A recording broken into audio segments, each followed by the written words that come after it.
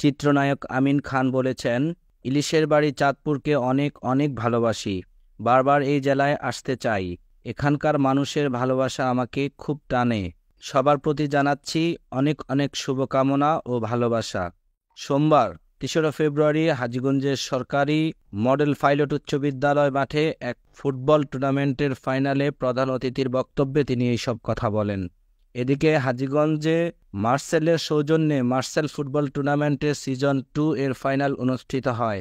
Messrs Momin ইলেকট্রনিক্সের আয়োজনে এবং মেসার্স মার্সেল ব্র্যান্ডের সৌজন্যে এই খেলাটি অনুষ্ঠিত হয়। টুর্নামেন্টে মোট 16টি দল অংশ নেয়।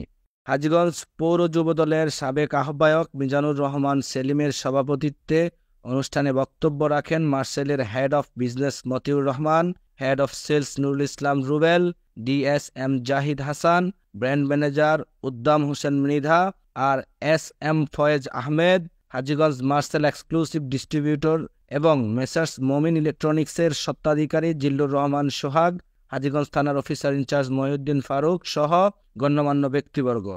খেলা শেষে টুর্নামেন্টে বিজয়ী ও পরাজয়ী দল ছাড়াও সেরা খেলোয়াড়দের এবং অতিথিদের সম্মাননা স্মারক দেওয়া হয়।